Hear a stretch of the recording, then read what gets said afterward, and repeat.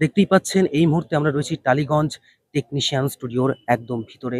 বিভিন্ন বাংলা সিনেমা জগতের বিশিষ্ট ব্যক্তিত্বরা ইতিমধ্যেই এখানে এসে উপস্থিত হয়েছেন। আপনারা দেখতেই পাচ্ছেন মিছিল কিন্তু এখন কার্যত শুরু হয়ে গেছে।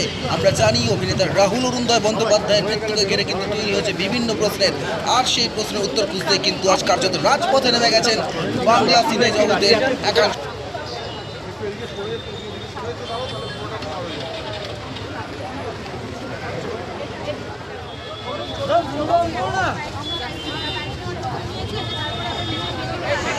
বিভিন্ন ধরনের বিভ্রান্তিকর তথ্য আমাদের সামনে আসছে। প্রোডাকশন হাউস এক রকমের কথা বলছে এবং ময়নাতদন্ত অন্য রকমের বিবৃতি দিচ্ছে। কি বলবেন বিষয়টিকে ঘিরে? দুর্ভাগ্যজনক এটা বলার কিছু আছে কি বলুন তো? এত বড় এরকম একটা ঘটনা এত দুর্ভাগ্যজনক, এত বড় লস সবার কাছে, বন্ধুদের কাছে, পরিবারের কাছে, ইন্ডাস্ট্রির কাছে, সবার কাছে লস। সবাই খুব কষ্ট পাচ্ছে।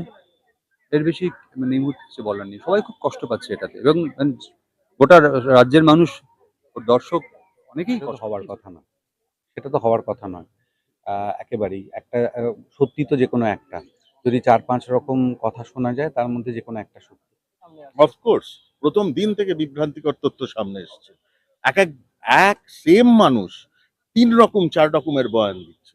রাস্তায় নেমে এনে ডেকে বলা উচিত। আমাদের না করে আপনারা করুন ওদের। ডেকে নিয়ে এসে বলুন এই কথাগুলো কেন বলেছেন। আর কি হচ্ছে, একটা মানুষ মারা গেছে আর তাকে নিয়ে ছেলেখেলা হচ্ছে। এটা নিয়ে আমি কি বলতে পারি? এই যাতে সঠিক খবরটা যাতে বেরোয়, সবাই যাতে জানতে পারে এই জন্যই আমরা হাঁটা। আমি এটুকুই বলতে পারি। বিভিন্ন ধরনের যে এই বিভ্রান্তিকর তথ্য এখন আমাদের সামনে আসছে, প্রোডাকশন হাউসের এক রকমের মত আবার ময়নাতদন্ত অন্য রকমের রিপোর্ট বেরিয়ে আসছে। কি বলবেন সেটাকে কেন্দ্র করে? সেটাই পূর্ণাঙ্গ তদন্ত হওয়া উচিত। সেটাই। প্রোডাকশন হাউসকেও বলতে হবে, ফেডারেশনকেও জানাতে হবে। অন্য রাজ্যে গেলে উইদাউট পারমিশন কেন গেছে? দাদা, ভবিষ্যতে যাতে এরকম দুর্ঘটনা আর না ঘটে, তার জন্য ইন্ডাস্ট্রি কি ধরনের সেফটি প্রিকশনস নেওয়া উচিত, বিশেষত প্রোডাকশন হাউসগুলির?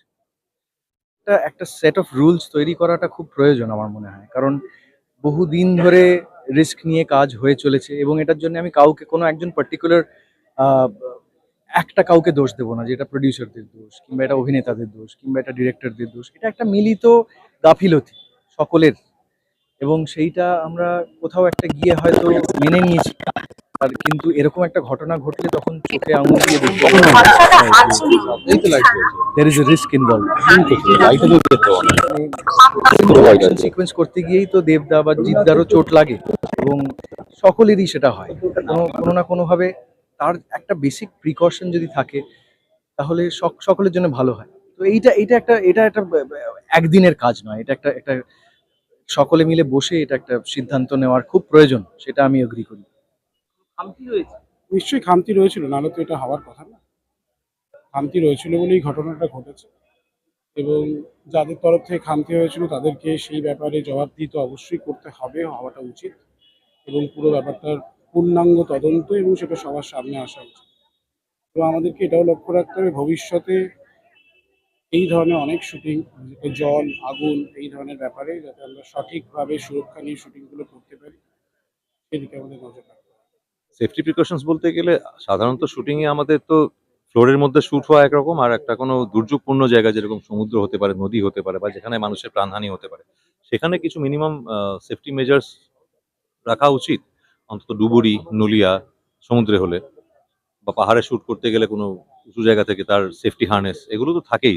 বিভিন্ন সিনেমায় আমরা দেখে থাকি যে, কিন্তু সেইগুলো সবসময় সব জায়গায় থাকে কিনা সবটা তো আমাদের পক্ষে জানা সম্ভব নয়। কিন্তু আমরা আশা করতে পারি যে জীবনের ঝুঁকি নিয়ে তো কেউ মরার জন্য কাজ করতে আসেনি। তার জন্য যেটুকু দরকার সেটুকু থাকা উচিত। একটা নরমাল ফ্যাক্টরিতেও কিন্তু ফায়ার এক্সটিংগুইশার থাকা উচিত, আর সেগুলো ওয়ার্কিং কন্ডিশনে থাকা উচিত, যাতে কিছু একটা হলে যাতে ওখান থেকে লোকেরা সেফলি অন্তত বেরোতে পারে। এই ধরনের যা যেখানে যেখানে দরকার সেগুলো সব জায়গায় সব কিছু থাকা উচিত। দেখো, সত্যি বলতে কি, বাস্তবভাবে অ্যাম্বুলেন্স বা সিপিআর দেওয়ার লোক যে আমাদের শুটিংয়ে কখনোই থাকে তা নয়, কখনোই থাকে না। কিন্তু সতর্ক থাকা দরকার। কোথাও যেন এত কথার মাঝখানে যেন কোথাও মনে হচ্ছে একটা কোথাও গাফিলতি হয়েছে, গাফিলতি যেন না হয় সে ব্যাপারে অতি সতর্ক হওয়া দরকার প্রত্যেকের জন্যই। কেননা শুটিং ব্যাপারটা সময় অনেক ঝুঁকিপূর্ণ কাজ, আমাদের শুটিংয়ের প্রয়োজনেই করতে হয়। তো তখন তার জন্য তার সম্পূর্ণ তার ব্যবস্থা, রেস্কিউ টিম এগুলো প্রয়োজন, এগুলো খুব প্রয়োজন। এই মুহূর্তে দেখতেই পাচ্ছেন মিছিল কিন্তু কার্যত এগিয়ে চলেছে রাধা স্টুডিওজের দিকে।